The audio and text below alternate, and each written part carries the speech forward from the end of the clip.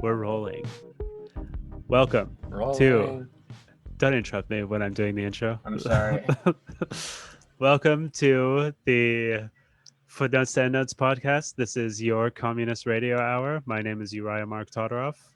And my name is Owen Gilbride. Welcome to the Endnotes podcast. And we have a very special bonus episode for you today. We are going back to when was this book published? Like 2011, 2012?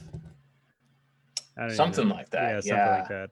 So we're going around the period of Endnotes 2, between Endnotes 1 and Endnotes 2, to a text called Communization and its Discontents. Sorry, that's the book. That's the Communization reader that Endnotes published a contribution to called What Are We to Do?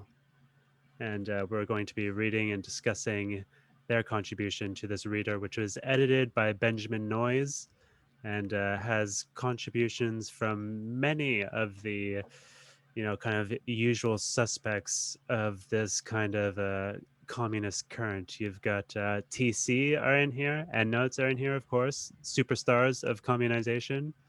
Alberto Toscano, who's kind of an antagonist. Jasper Burns is in here. Evan Calder Williams is in here. Maya Andrea Gonzalez. Look forward to our interview in a few weeks. Alexander Galloway. I just ordered a book from him, actually. Ooh. So this is a great reader. I don't know if I can really say that, but this essay that we're going to be reading, it's a pretty fun essay. And yeah. So the essay is... going back to that period of 2011, 2012, when you may have heard, dear listener, about a little group called the Invisible Committee, a group that published a few books, most notably, perhaps, one called The Coming Insurrection, which Glenn Beck said was the most dangerous book in America. Did you know about that, Owen? I was wondering why they mentioned Glenn Beck in this essay, so I was a little bit curious about that. That kind of contributed to that book going viral. It was some kind of like bestseller. I don't know if it hit the New York Times list, but as far as like radical theory goes, it's probably one of the most popular texts ever, maybe. Damn. Well, apparently the New York Times, like, they just kind of arbitrarily pick the things that go on their list. So really, I guess this is what I've heard. It's not actually like the best-selling books in America. So like, if it went on that list, that suggests they're down with the Invisible Committee. Yeah, I don't know if they are. So we're reading a text by Endnotes that is very largely about kind of distancing themselves from the Invisible Committee and the associated group Tiqqun. Tiqqun is another kind of like anonymous collective who published a journal called Tiqqun as well. Tiqqun is like some kind of term from like Kabbalism, I think. I'm not entirely sure what it means. I don't remember. But yeah, those texts, Tiqqun and the Invisible Committee, those groups were they used the term communization, and there's like I guess some kind of conflation between the two like strands of communization, if you can call them that. There's like a kind of anarchist strand, an anarchist-insurrectionist strand that is represented by Tiqqun and the Invisible Committee, and then there's an actual like communist communization strand represented by Endnotes and TC and others. So yeah, I think it's pretty fun to go back to this period because the Invisible Committee and the Coming Insurrection was actually a text that really activated me in a very significant way. I don't think I read it when it like had just come out, but maybe a year or two later. I was in my early 20s. I had just come back to Montreal after having like my grand tour of North America. I had read like a few pieces of like classic political theory as a teenager, like God in the State by Bakunin, and of course the Communist Manifesto. But I would not say that I was in any way like politically active. But reading the Invisible Committee did activate me. It really like sparked my interests and set me on a path of reading like a lot of theory that has had like a profound impact on me. And as much as I am happy to, along with Endnotes, disavow those two groups, Tiqqun and the Invisible Committee, um, they like undeniably had an influence on me. I still think that Tiqqun's collected book, Introduction to Civil War, is like a pretty good text, just going off of memory. Um, it's just like a bunch of like short theses on, I don't know, random stuff. But it was pretty good at the time that I read it, and there's still some things in it that I kind of remember. They quoted like the Montreal like chief of police on how like police are basically I don't know, some terrorist force or whatever. um, but yeah. Oh, and this was around the time that we met in our Yeah. golden early 20s. What were you reading at the time?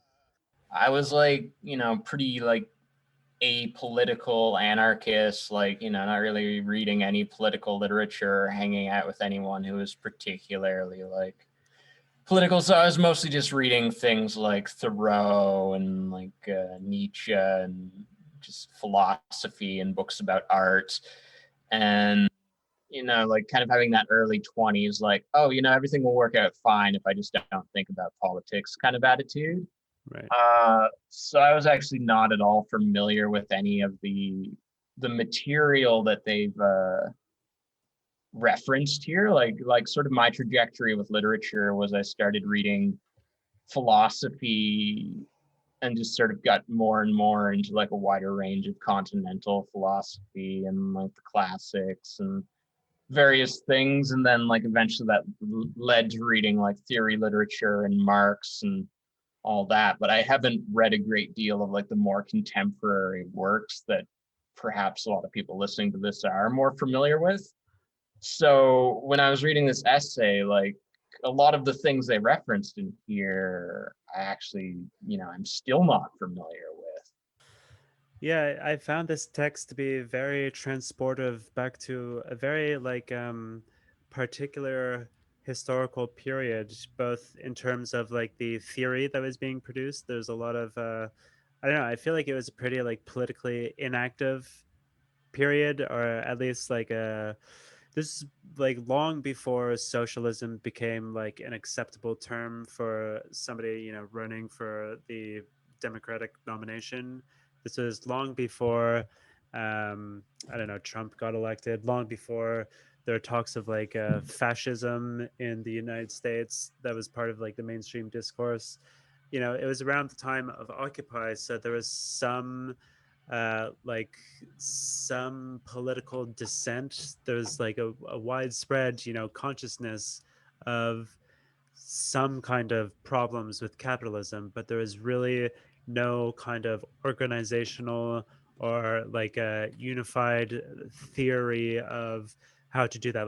Like communism, excuse me, was really not part of the discourse back then.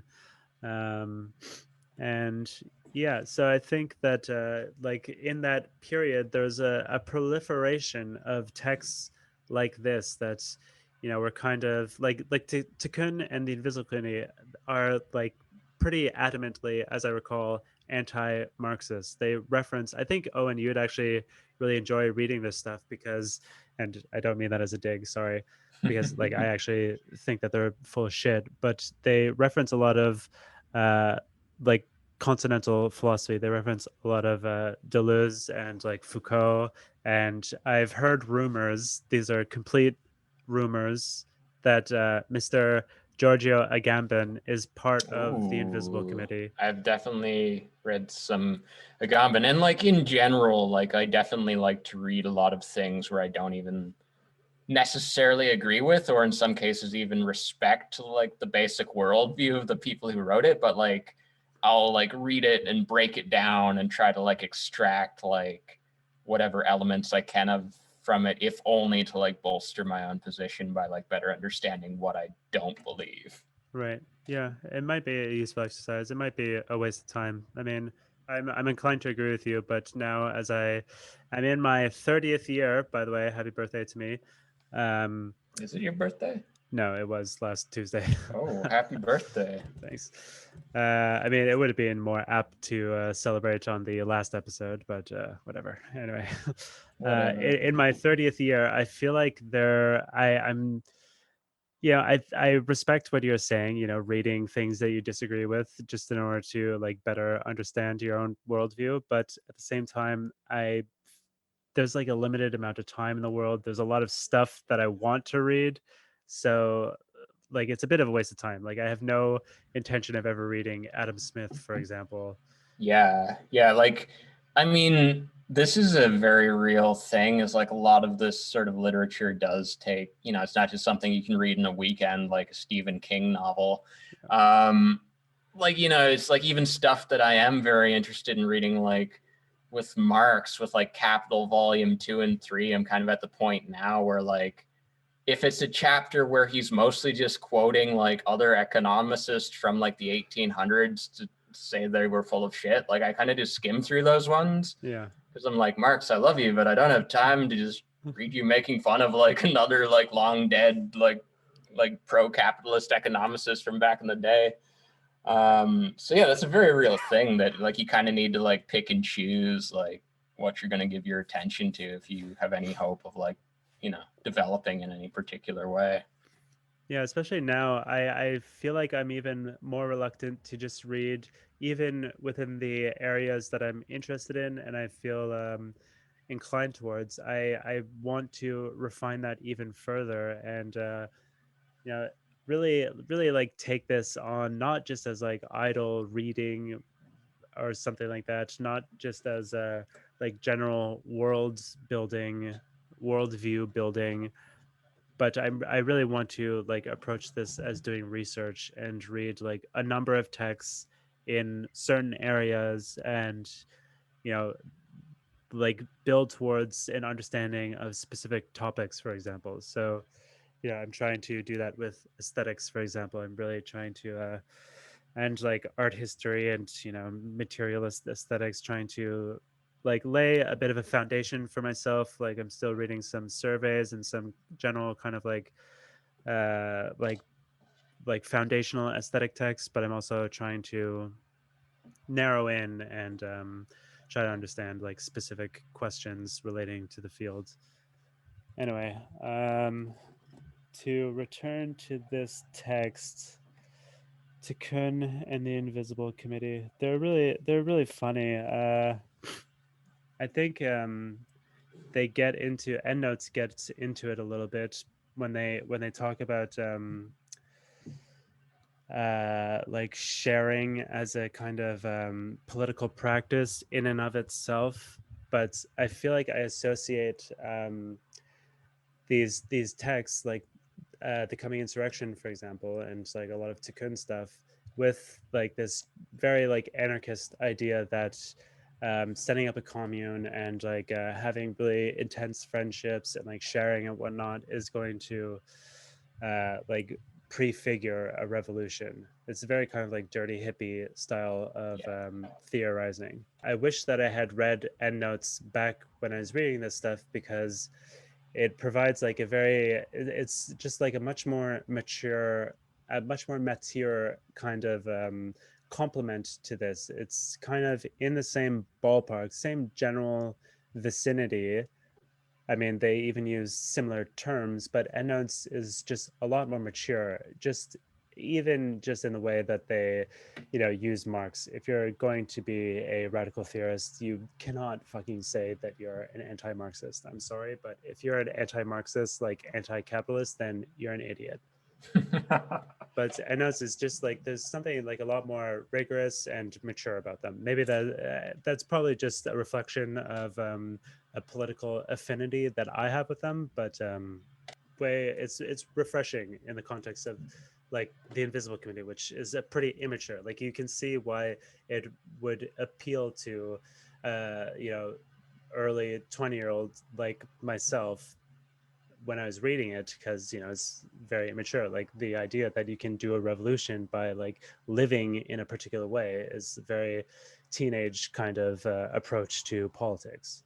I was talking about this before we started recording. Like, while in my early 20s, I wasn't personally reading a lot of stuff like the Invisible Committee. I hadn't even heard of it. I was actually like, I lived in a commune for a while, and I was hanging out with a lot of like art hippies and anarchists, and like a lot of what like Endnotes described in this essay really like hit home, even though I haven't read any of this literature. Like it just reminded me of the sort of people that I knew in my early 20s, where there was like this like perpetual sense of like, yeah, we're fighting the system, we're fighting like the injustice of the world, but it was always just this like vague other. Like there was always just this like sense of like all that stuff that sucks about normal life. And like, the sort of punk communal like anarchist communist early 20s like experience almost just felt more like a vacation from like all that. It felt almost like an alternative to going to university, where you go off and you live in a commune and like you do lots of psychedelics and like you change your name and like you shave your hair in a weird way and like you like go to protest rallies and stuff, and like this is all well and good, but it's more just like satisfying your own emotional need to rebel. And having lived through that for several years, like there was never a sense that it was going to like actually coalesce and organize into something with any sort of real political power. It's Right. just pure like personal satisfaction, which in a way just really reinforces a lot of like the same like neoliberal worldview that you were ostensibly trying to escape from. On that note, I think it's interesting. It's worth mentioning the infamous case of the Tarnac Nine, which Endnotes gets into here. And any listeners who are already familiar with the Invisible Committee will likely be very familiar with this court case where like 9 people in like central France were convicted of sabotaging a train line, like I think they're called like TEV. It's like a high speed train line, like national kind of rail line. They basically like threw something over some kind of like electrified aspect of it. I imagine, like when I was reading about it a long time ago, I thought of it as like a streetcar, basically, where you'd have like electrical lines over the top that like power the train. I don't, but that's not how Right, train right. works. I don't really know how it works, but they were able to like in some way short out the train line, which like caused a major hitch in transportation, because like these are high speed train lines that I guess were very crucial for bringing like daily commuters or something from like provincial France into Paris, I'm guessing, where like a lot of economic activity happens. So they really inconvenienced a lot of people. um but there's this like group of 9 people, the Tarnac Nine, who were convicted of doing this sabotage, which, as I recall, there was no possibility of it ever hurting anybody, but they were still like convicted as like terrorists or something. They're still, yeah, like described in the media as terrorists, as Endnotes gets into in this text. But Damn. there's some allegation that the people who are convicted, I think they like spent, some of them may have served some jail time, but I don't quite recall like the fallout of that. um but yeah, they're like alleged to have some connection to these various publishing groups, Tiqqun and the Invisible Committee. So just, I mean, these are all allegations. We don't have any insider info, and this court case is like long in the past, but we shouldn't say definitively one way or another what happened, who did what, but provided that this group of like insurrectionary anarchists were involved in who like theorized revolution in this particular way, were involved in this particular direct action. It's interesting to compare and contrast that with the kind of direct actions that we know the Endnotes collective are involved in. There's a lot of like parallels between these two groups. The Invisible Committee are more like rigorously secret about the members, but they're both anonymous collectives who publish uh, theory, revolutionary theory. And we know from reading Endnotes that some of their members have been involved in various actions of various sorts. Like Jasper Burns was at the Oakland port blockade, and whoever wrote the long essay from Volume 3 about the riot wave in the UK was involved in those to some extent or another. And I'm sure as we get into Volume 4, which has like a long essay about Ferguson, I'm sure that we'll learn that some of the collective were involved in that in some way or another. So what do you think about that, Owen? Like you have these individual anarchists who, take it upon themselves, like a small group of 9 people were involved in this court case to sabotage a train line. Like disregarding the strategic efficacy of sabotaging a train line, it's interesting to compare like the types of actions that the members of these groups are allegedly getting up to. Now, I'm not at all familiar personally with this train case. Like I said, like when the stuff happened, I wasn't really paying attention to that sort of thing. I do find it interesting that like they were specifically labeled terrorists, because when I think back to like that era, like 10 plus years ago, I feel like officially labeling someone a terrorist, whether you were the government or the media doing the labeling, was like a way to effectively render someone like a non-person, or like a group like just comprised of non-persons. Like as soon as you call someone or some group terrorists, you're basically just it's like calling someone a Nazi. Basically, it's like you're just suggesting that they're pure evil, that they can't be reasoned with, that you can basically do whatever you want to put them away, that you shouldn't take them at all seriously.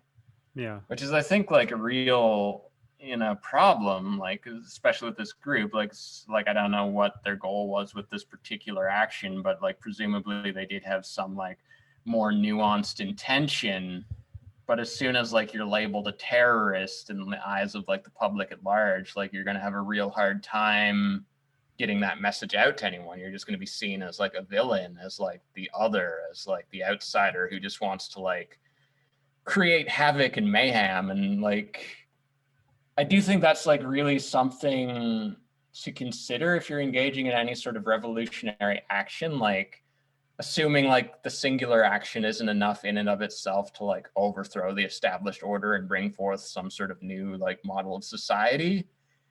The existing society structure, like in terms of the government, the law enforcement, the media, is going to like do its best to try to label you as like just this like evil force that's trying to destabilize like everything good in the world. Like I think Agamben actually, like he has this whole book series about the state of exception, and like I've not read it, but I actually have the State of Exception book up on my shelf. doesn't he talk about like basically how terrorists or people who are labeled terrorists are like uh they're in some kind of like exceptional like state like role or something. They have some kind Yeah, of yeah. exceptional It's been a role. while since I read it, and I like when I read it, I felt like I needed probably to go back to some of the other writers and work that he references to like better understand it. But like I seem to recall he uses like these concepts from like ancient Greece, like of the I think the bios and the zoe, where one is like the named citizen who's a member of society and is like subject to laws, and is also like the beneficiary of laws. Like you can't just murder them because they're a citizen and they have certain rights. And then the other term, and I forget which one's which, refers to like just the physical being, just like this animal that like doesn't have any of those rights, doesn't have a name, doesn't have an identity. They're basically just like a thing that you can like physically push around. Right. And like when you incarcerate someone or just like throw them in like, you know, Guantanamo Bay or something, you're basically just reducing them to bare life, to like Right. just the animal nature. Zoe is bare life. Right. That's what I thought. But yeah, what I was thinking about in comparing and contrasting the types of activities that these two different groups get up to is that this idea of like a small kind of collective group of, you know, allegedly up to 9 people, you know, participating, collaborating, conspiring in allegedly in this one act of, you know, quote, domestic terrorism. It's a very kind of like individualist approach to action, to like political activity. You know, like maybe interrupting. You know, in the Jasper Burns essay, we spoke about like hydraulic capitalism and like flows, and I think something like a train line and a highway and other like flows that transport humans around can be figured into that. So, you know, I think that like maybe interrupting a train line would potentially be a valid tactic.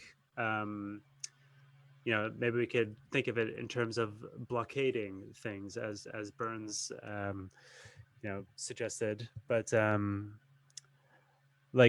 what's interesting to me is that it's just this one group who's doing it, and there's no kind, like when you like often like protests will spill onto the highway and they'll attempt to shut down like highway traffic, but that is like a huge mass of people doing that, whereas, you know, this is one group of 9 people doing that. It's very individualist, it's very, you know, kind of bourgeois in that sense. There's no like collective spirit behind them. They don't have the um, they're not condoned by any collective will. Whereas, you know, the types of activities that Endnotes have at least suggested in their writings that they or their members have participated in are, you know, massive demonstrations that involves like tens of thousands, hundreds of thousands of people, like the Oakland port blockade and this riot wave in the UK. Those were humongous demonstrations that they, of course, were participating in, but like those are like condoned by the people in a sense. They're participating in a collective action rather than this kind of individualist action. Yeah, I think this ties into something that was in the essay we read last week. I think where Endnotes was talking about how like the revolutionary struggle is something that like ebbs and flows and takes decades to really develop and to spread across like an entire society and to like reach any sort of a tipping point.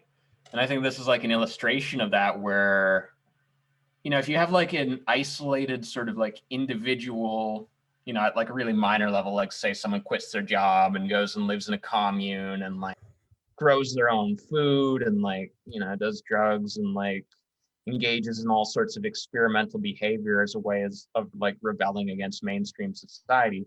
Or, you know, a few steps above that, you have a collective of like maybe like a dozen people who engage in some sort of like act of like sabotaging a train, or, you know, any sort of like stoppage of the flow of hydraulic capitalism. It's not that these things are like ineffective on the level of which they operate. It's just that when they are that like isolated and individualized, they're not going to like spark a bigger sort of movement. And in fact, you might actually like hurt the cause that you're fighting for, because the existing like power structure, the media and the state, will like be able to paint this sort of individualistic behavior as somehow being like degeneracy or an act of terrorism, or just like this like destructive act that's sort of like breaking up the normal, organized, satisfying flow of life. Because in a way it is like you are causing like a disturbance, you are like trying to like break down the existing structure. And if like it doesn't amount to anything more than that, it's very easy to depict it as just like, oh, these like, you know, these criminals up to no good, they're just causing problems for no reason, they're just acting out on like youthful frustration or something. um Whereas like if you actually want to spark a revolution, you need to get like the masses on board. You need to find a way to take action that's going to connect with like a lot of people and get them to participate. So this is like why you see something like a huge protest rally where like thousands of people go to seems much more effective, because it's actually managed to get a significant portion of the population on board. And I think that's when you begin to see like the potentiality for change, is when you actually like have a significant amount of the population willing to consider the possibility of shifting to something radically other than what they currently experience. As long as most people are still more or less on board with like the current structure and see any variance with the current structure as simply being like frustrated youth or like disenfranchised terrorist individuals, they're not going to like, they're not going to throw their hat in with that. Right. Absolutely. Yeah, okay, so I guess we've kind of actually been talking more about like the second half of this essay, where they're like criticizing like other or critiquing other writers of communization. In the first part of this essay, they actually kind of get to a point that I think we, or at least I, have raised several times while doing this podcast, where like Endnotes doesn't really go into detail about like what communization is in a positive sense, or like what would be involved in acting out communization. So like as I've been reading like these Endnotes essays over the last like half a year, I've repeatedly been asking myself like, okay, well, this is all well and good, but like what are we actually supposed to do? And obviously, like in this essay, they're sort of directly addressing that. The essay is called "What Are We to Do?" They're addressing the fact that like it's hard to define communization in a positive sense as like a praxis, as like a thing that you're supposed to do, as like a series of steps. And like they're criticizing other writers who are like doing that. They're pointing out the flaws in their methodology.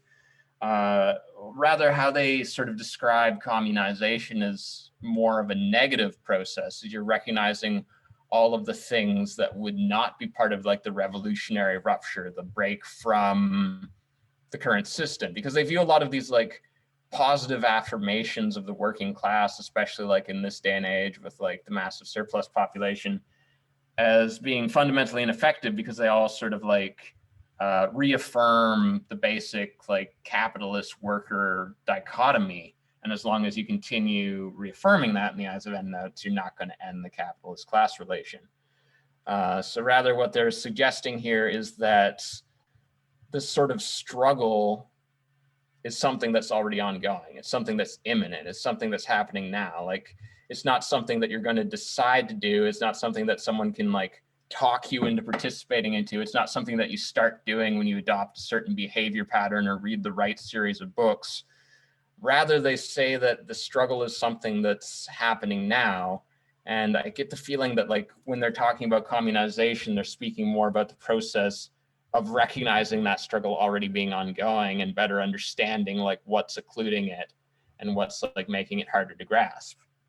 And I think this text does a lot to kind of more clearly articulate specifically their vision of revolution. Like, it seems like a very clear and succinct summary of how they view revolution. I guess they're able to do that by, contrasting themselves with this other like form of communization theory that they disagree with, and in the kind of like insurrectionary anarchist mode of communizing, um, like to kind of simplify it a little bit, perhaps, to be generous here.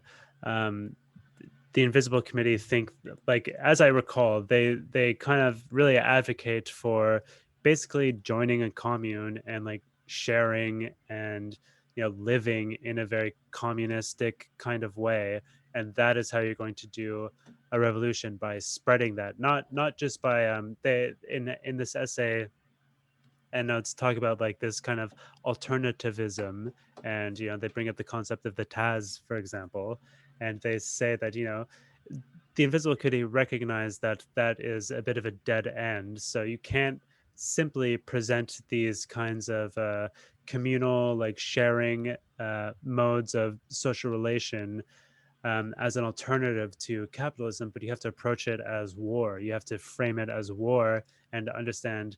This is like a quote that has always stuck with me from somewhere in that kind of Tiqqun uh, atmosphere, but they say that like communism is stealing from capitalism, which is something that I agree with. You know, if you're spreading communism, then you're taking something away from capitalism, and that is an act of war, and the state is not going to leave that alone. This is where they like bring in a lot of like Deleuze and Guattari here and talk about the war machine and like nomadology. And I remember they talk a lot about how the IDF, the Israeli Defense Force, read like nomadology, and you know they like bring it into like questions of tactics, and they like talk in really concrete terms about like how these kinds of alternative communes should set themselves up. Like if you're living in a city and you have like some housing commune or something, you need to like think of it in like more creative ways or some bullshit, whatever.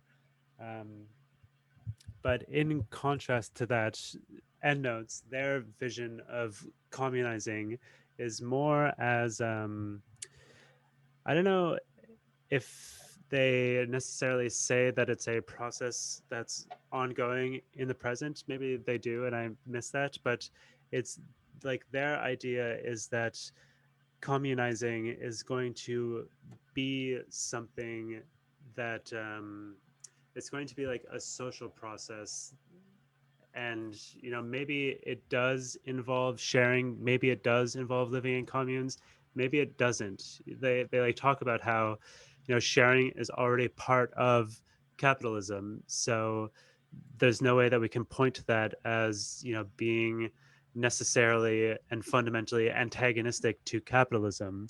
But you know their idea of communization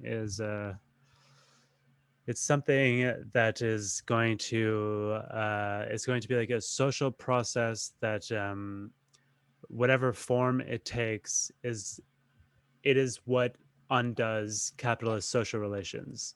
So that is like I think a pretty good way to think of the immediacy that they give to it. Whereas, you know, in the Invisible Committee, immediacy and immediate really has like a literal kind of sense of like doing things now. Like they really very strongly advocate in the Coming Insurrection that you need to start doing things immediately in the present. You need to start sharing and living communally and like having like these kinds of intense relationships in the present without delay.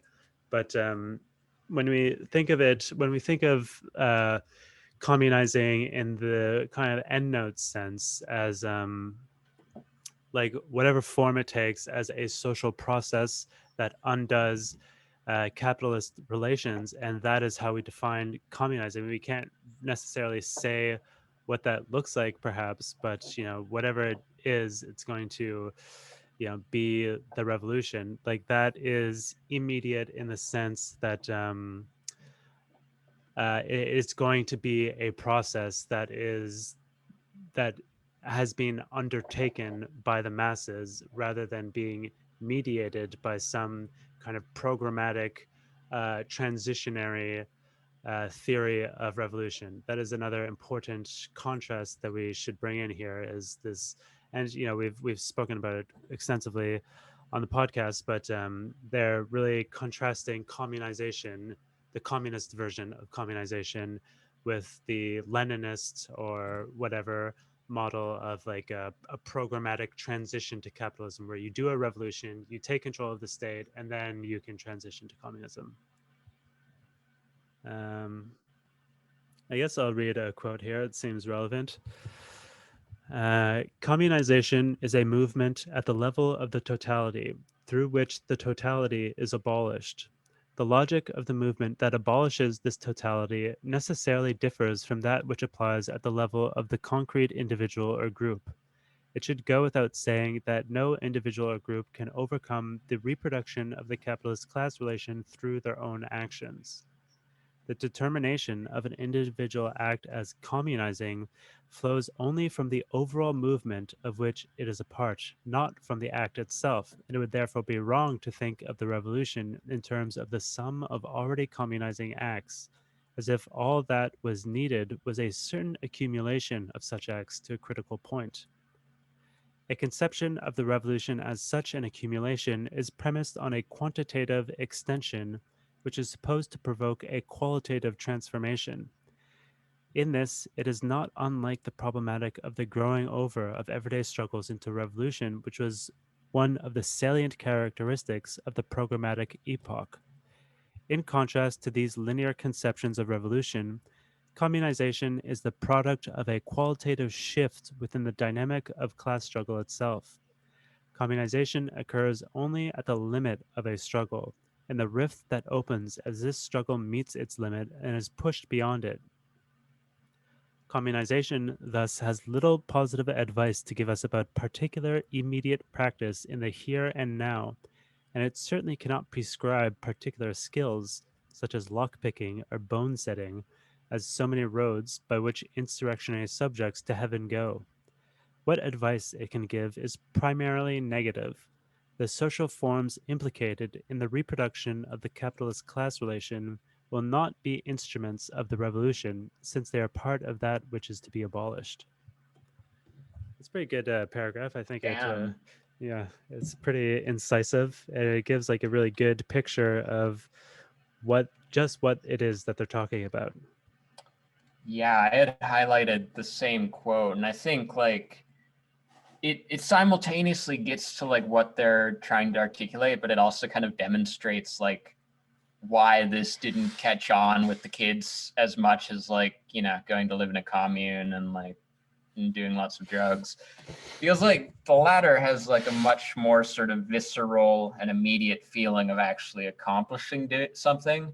Whereas like as I'm reading this, I'm thinking I'm trying to like formulate like what the process is here, and it seems to be something very abstracted. It seems insofar as like the individual even can take part, it seems to be very much this process of like carefully considering your own experience of reality and like your immediate collective experience and your understanding of the world and your drives, and like coming to recognize like just how much like the existing like capitalist social class relation has informed your entire worldview, and that you're going to need to do some sort of fundamental shift in like so many ways to like envision a radically new way of existing in the world, which is like not nearly as fun to talk about at a party for most No, people.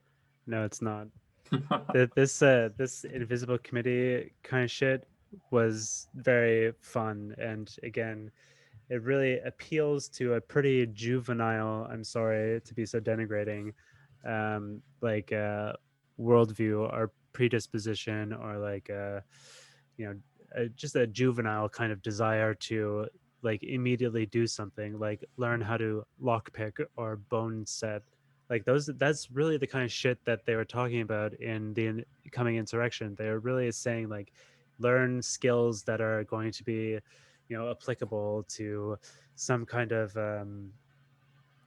like post-revolutionary society where you won't be able to rely on like necessarily I don't know, like outsourcing or like constant manufacturing. You're gonna have to like learn how to do medicine. You're gonna have to learn how to do agriculture and learn how to like repair machines and whatnot.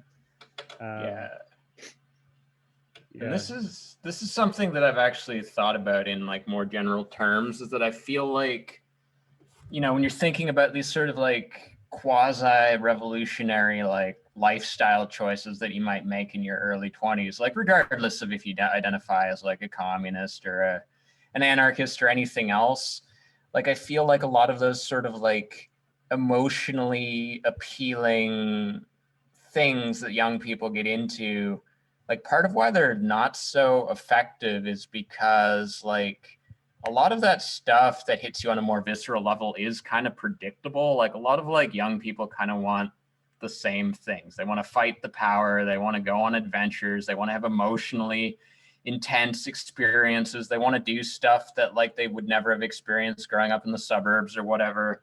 And I almost feel like the state can just kind of like account for that and kind of like more or less predict the general forms it's going to take, and allow these sort of like pressure valves, these things like, like communist squats and communes and like dirty basement raves and things like that to operate kind of at the like periphery of society, because they know that it's more or less just a way for like frustrated youth to like vent their energy for a few years before they like give up because it's ineffective and go get a real job. Yeah. Like all this stuff, like the aesthetic changes from generation to generation, but like if it continues to just kind of like be this like emotionally intuitive, like short-term satisfaction kind of thing, like it fundamentally isn't really like changing in terms of being an actual like revolutionary praxis. No, I think you're right about that. Um,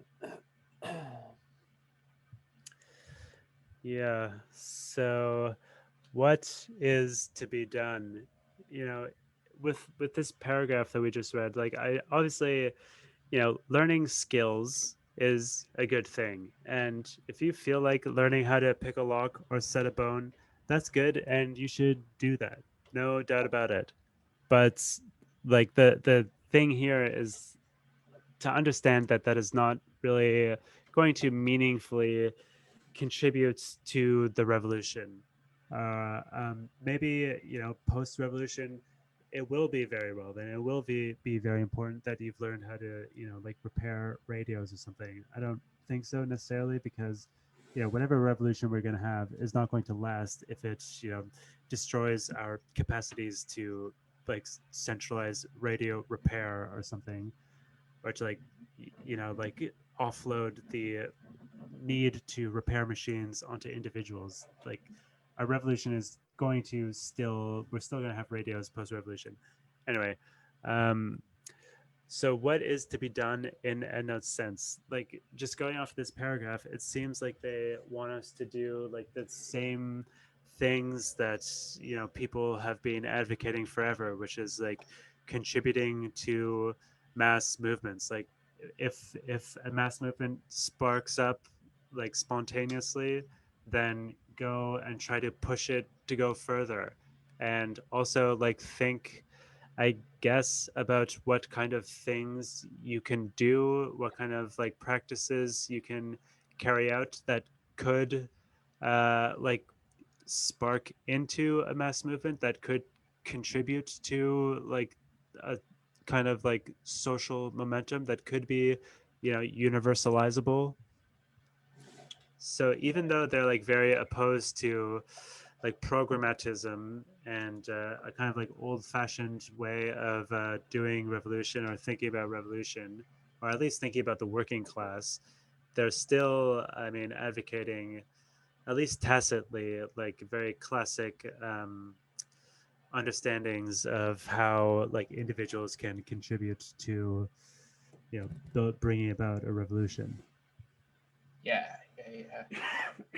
I mean, I would like to say that like in my criticisms born of like, personal reflection on my own past, I'm certainly not against anyone who wants to engage in any sort of like alternative kind of behavior. Say if you had like a group of people who wanted to just like leave the city and go live out on like a communal farm in the woods and grow their own food and like do that whole thing, like, that's certainly not a bad thing. But like I think what Endnotes is getting at here is like individuals simply doing that isn't going to bring about like some sort of revolution. It's not going to solve the problems which society has faced. Now, maybe if everybody did that, I think what you need is like sort of a widespread, like qualitative shift in people's understanding, like people at large, like the masses, basically. You need to have like a mass of people who have like fundamentally changed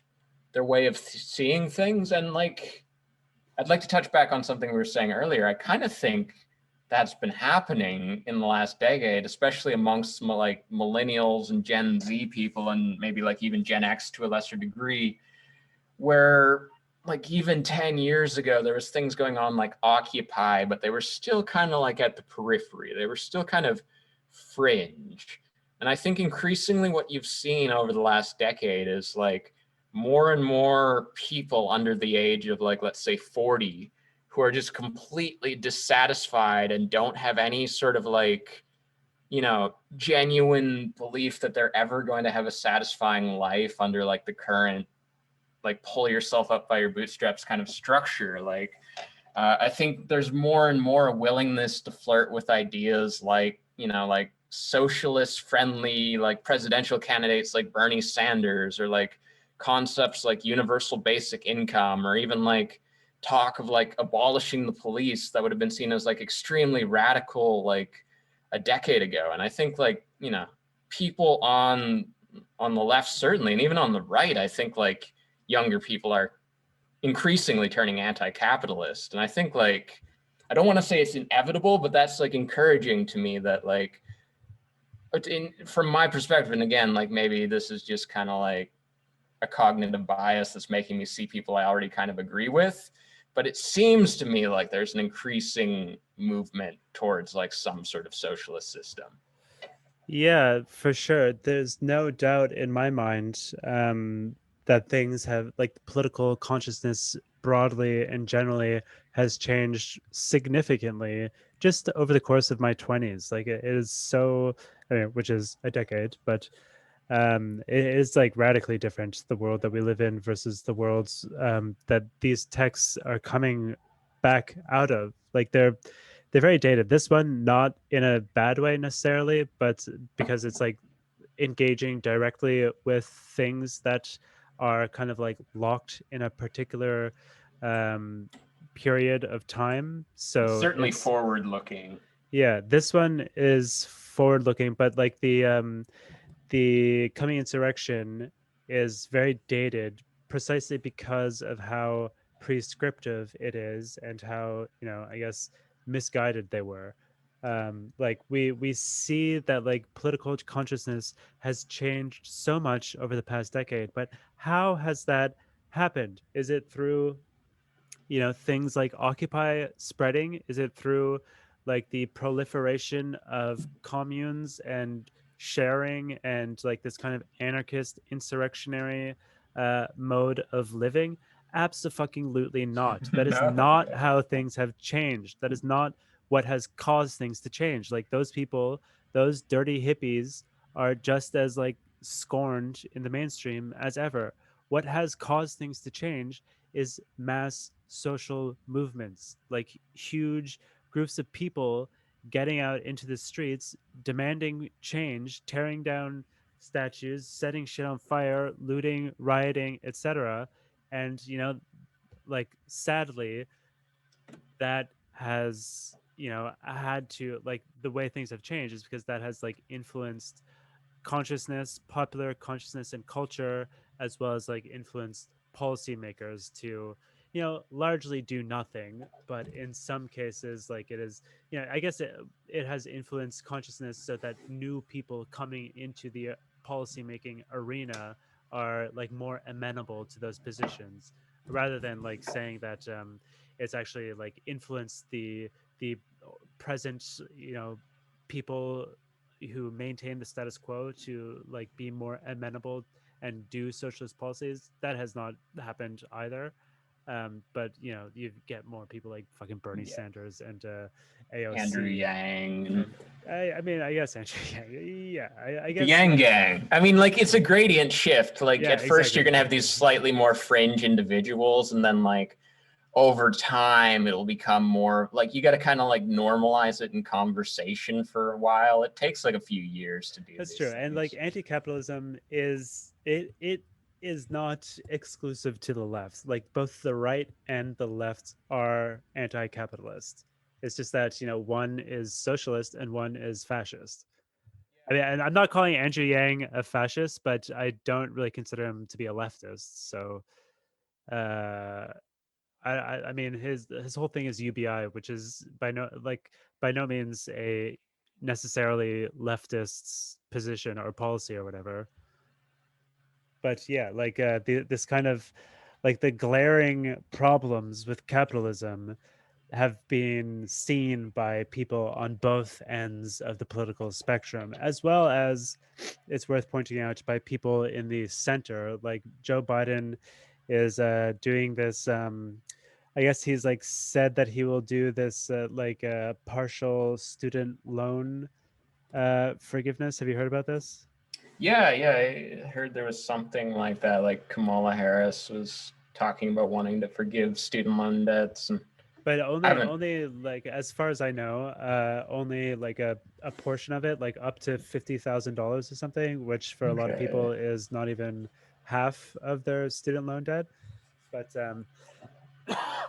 basically my understanding is that like they're doing this because they understand, like even the centrist like libs understand that the system is not functioning as it is, and they need to therefore do some kind of like Keynesian kind of like injection, or like stimulus, like shock, in order to like get the system to Yeah. like keep working for a few more decades or something. Yeah, that was like, something I was thinking about is you can only, like as a centrist, you can only go so long just publishing news articles like, why aren't millennials getting better jobs? Why aren't they getting married? Why aren't they buying houses? Why aren't they going on vacations? Are they just lazy?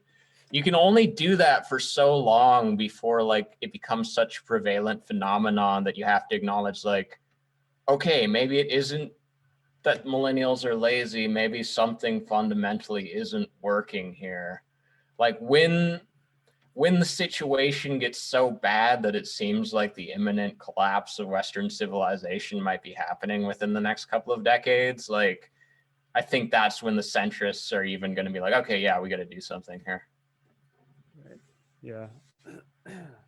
Anyway, to try to go back to what I was saying, like if you compare like how the coming insurrection has panned out versus, versus Endnotes, um, and like the kinds of things that they have advocated, it really seems very apparent that like what the coming insurrection was advocating has not panned out. It has not had a meaningful impact on like any kind of social movement, or like really even any kind of like cultural reform or like movement in the culture.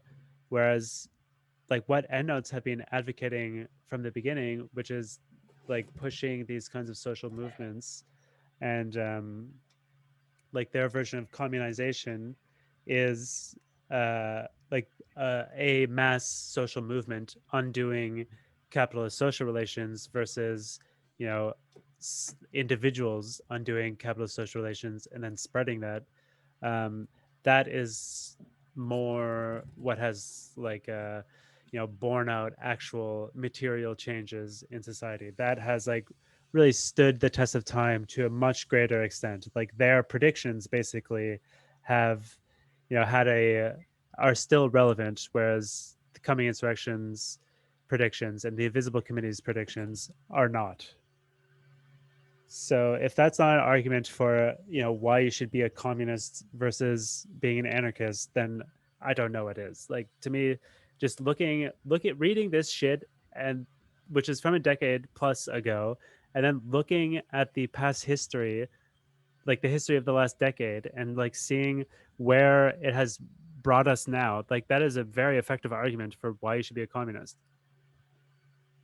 But also, like, I don't really think it's quite enough. Like another text that I think is pretty relevant here, maybe we could read it sometime. It's like a novella length, but it's called The Communist Necessity, by a writer that I like a lot. His name is Joshua Mufawad Paul. He's a professor at York University. I've done a few. I interviewed him once and reviewed another one of his books. He's like a Maoist guy. He's had a big influence on me personally. Like he is kind of why I call myself a Maoist nowadays. Um, but he wrote his book, the Communist Necessity, which is also really largely responding to the Invisible Committee and Tiqqun and a lot of the like communist theory that was coming out around this time. I think his book was maybe like a few years later. I think maybe around 2013, 2014. So it's a bit older, and kind of like looking back at this period. But he is also like talking about like Zizek and how, you know, back in his day, like if you're an academic and you call yourself a communist, like back around this time period, then that was absolutely not acceptable, and like you'd totally get like laughed out of the academy, and even like calling yourself a Marxist was pretty sketchy. But then like people like Zizek and like other people have like popularized communism just as a label, just as a term. But then, you know, he's also like criticizing all this kind of like empty theorizing. He calls it movementism, where there's this like latent hope that like if you just get enough different disparate movements that are kind of like basically not connected in any kind of principled way, then they'll like coalesce in a meaningful sense in order to like take down capitalism. No, that's even something that the Endnotes says at the very start of this essay. Is it's like they kind of point out that like there'd been a lot of talk of this word communization, but it wasn't like particularly clear to a lot of people using this word at that time exactly what it meant. And in fact, when you really looked at it, it just seemed like a lot of disparate kind of like movements trying to make use of this one term that was maybe like had this sort of like the aura of newness to it, like how it was part of this proud tradition of like, you know, taking some French term from some esoteric literature that had kind of an academic weight to it and like throwing it around to give like the vague like non-actions that you were taking like some semblance of being like a radically new approach. Because like, you know, there's some validity in doing that. Like if what you're doing has like the aura of being something new and different, maybe you can convince a few people to get on board. Maybe you can drum up a little bit of energy. Yeah. But as we've seen, just drumming up energy doesn't necessarily lead to a bigger social movement if it lacks vision. That's true. Absolutely. Yeah. The Communist Necessity, a good text. I think he just put out a second edition of it with like a new preface. So if anybody's interested in further critique of this type of literature, then I'd recommend checking that out. I endorse it. I'm going to try to get him on the pod pretty soon. I think he, you know, I've interviewed him before for print. It was a pretty painful experience. That was before I had any kind of interview experience. And luckily I was able to edit out, you know, it was for print. So I was able to edit out all of my like aggressive stammering. But yeah, you guys listening to these on the internet, you don't know just how much stammering that we're taking out of these recordings when we put them online. No, that's not true. At this like point, these are about 4 hours long before we edit them down. That's true, but that's just because our minds are so brilliant. Like, it's not about the stammering. It's just about you know, condensing. Yeah. We actually only record one episode every month or so, and then just split it up into 4 different. Split it up into. We're releasing other communist podcasts under other aliases, and we also have a couple of ANCAP podcasts just for fun. Yeah, you know, that's true. Just as a break for ANCAPs. Yeah, I have a anarcho-monarchist personal project. Anarcho-monarchist? What does that even? Is that just like a guy who rides around on a dune buggy wearing like a Burger King crown? I think it's just like a glorified Nietzscheanism. Oh, okay. Well, Nietzsche was pretty self-glorifying already, so I'd like to see. My podcast is just reading Ecce Homo over and over. Damn. I'm actually reading The Will to Power in German. I don't know how to read German, so this is just like total that's your own ASMR project, right? Your own ASMR project where you just read it into a microphone, a much better microphone than you use for this podcast. But like a real high end. And it's just like horrible pronunciation of a language I don't speak. Anyway, I think we should end it up now. We've been going for that was a good little discussion of a lot of different things. A lot of different things. Didn't get into the text as much as we normally do, but I think we had a good brief. Yeah, it's pretty brief, and I feel like I was pretty familiar with like the background of it, and that was maybe more interesting to talk about. And I think we, covered like the important bits, and we, you know, tried to represent Endnotes' vision of communization and what it means. And I think we did a pretty good job. Honestly, like reading this, like for anyone listening who hasn't actually been like reading the stuff that we've been reading in order, I kind of feel like this would be worth reading before you actually went into the Endnotes journal proper, because it does kind of serve more as like an introduction to their thought. Yeah, that's true.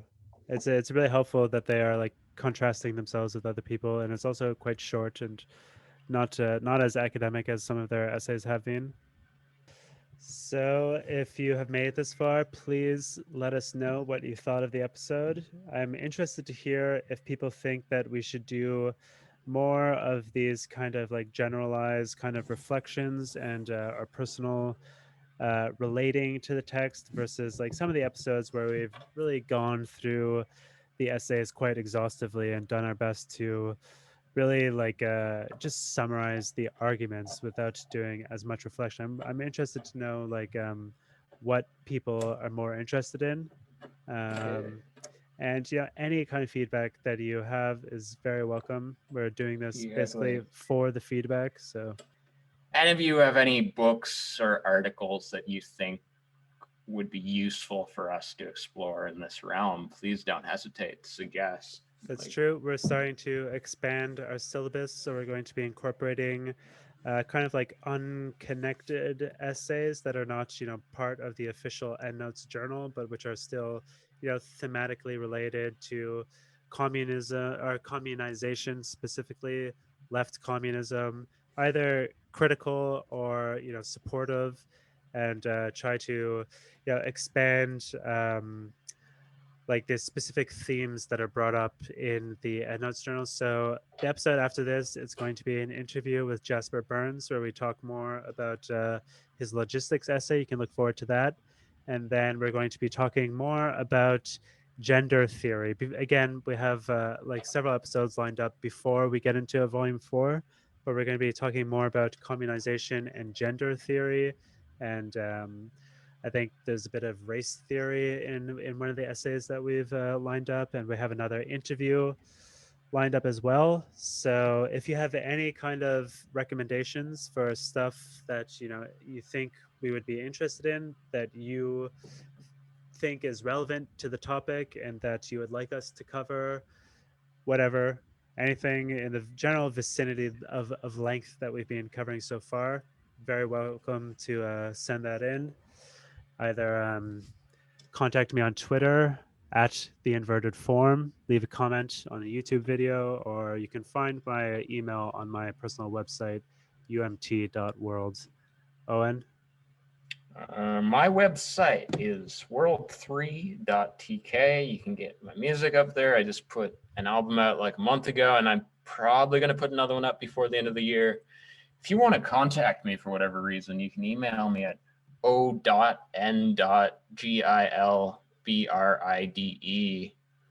o.n.gilbride@gmail.com. That's my email address if you want to just Wow. like get to know It's me personally. it's out there, man. You can't go back from that. I've been doxxed. Yeah. I'm on I the mean, World Wide Web. yeah. I don't think your email is not listed on your website, you said, right? I think it's on there, but you kind of got to dig for it. It's not in any Okay. sort of like logical spot. Well, now it's out there. I mean, previously, I any comments that had been left on the YouTube videos, I was sending to Owen, so Yeah, via he'd be email so that responding I'd to that. even like know that they'd been made. So that's it. Thank you for listening, and we'll see you next time. Take care, everybody. Bye. Bye.